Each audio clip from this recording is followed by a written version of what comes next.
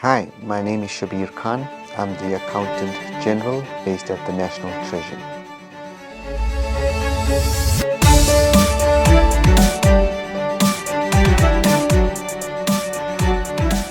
I'm quite excited by my new role as the Accountant General of South Africa. It's quite an important role in the sense that it has a very important mandate which stems directly from the Constitution, the Public Finance Management Act, and its primary role is to set accounting standards for the public service.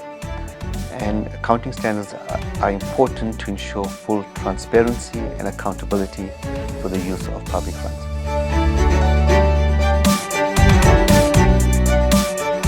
There are a number of reforms that are required in the public finance management space.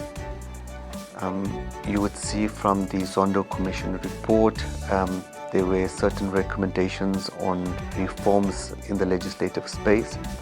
So we're currently embarking on a number of amendments to the Public Finance Management Act, the Municipal Finance Management Act, but also to see how we can improve the systems and processes that govern public funds. These reforms will ensure better use of public funds, but also to enhance the governance and systems around around public finance management.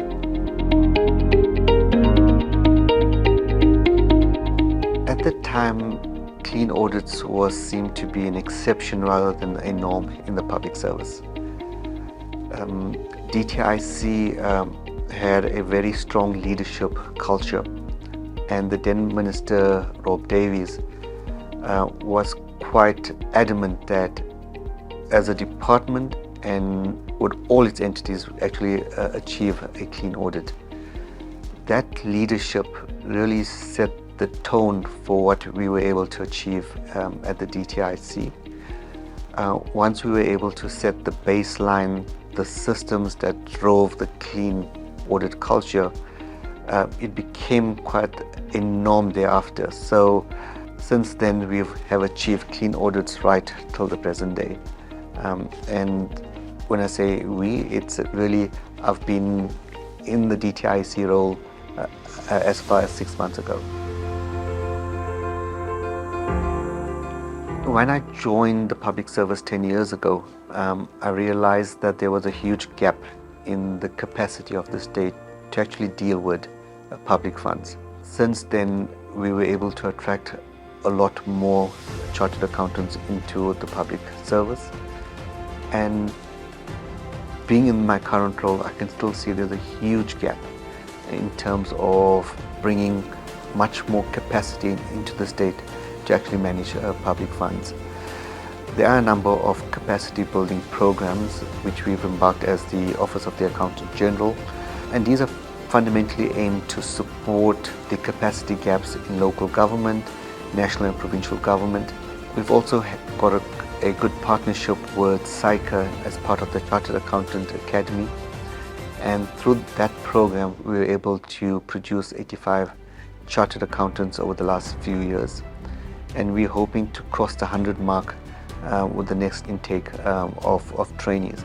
So it's quite an important program, and 60% of all those who have qualified as chartered accountants have actually been retained in the public service. My plea to the profession is to assist in any way they can, to encourage young trainees that there is a career in the public service. The public service as an employer, there's wonderful benefits, but it's more than just the financial benefit. It gives you a real sense of providing a social role, in the sense that you're able to, whatever you're able to achieve, you can see the impact on the ground as well.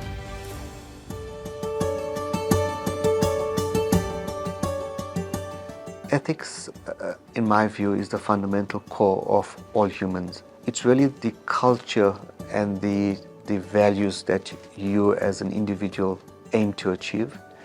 And for me, that's quite fundamental. There needs to be quite a big alignment between your ethical values,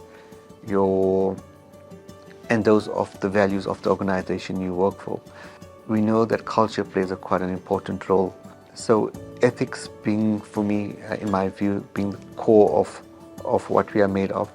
Ethics is the fundamental cornerstone of the public service. We need ethical public servants to drive this very important mandate and strategy of government, but most importantly, to really drive service delivery for everyone.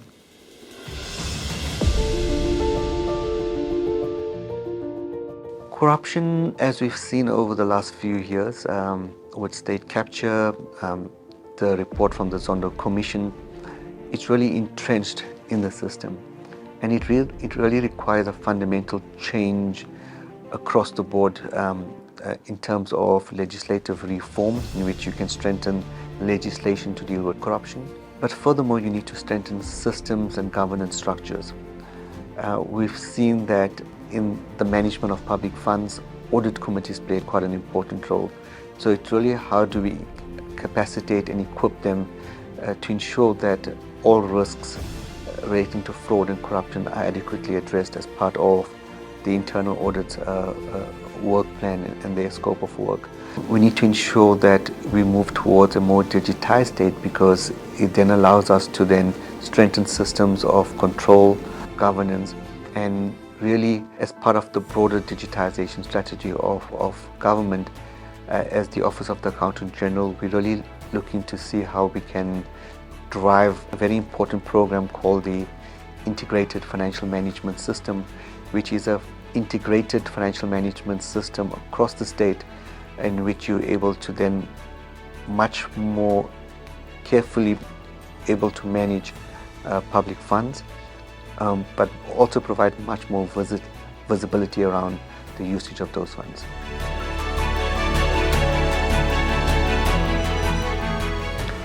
I would love to be my own boss, just an entrepreneur. So my previous role at the DTIC really gave me some good insights into what's out there.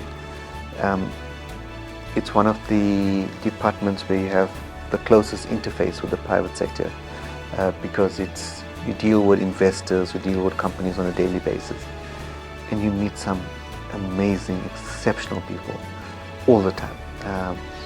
So if I wasn't a chartered accountant, I would just love to just go and explore what's out there.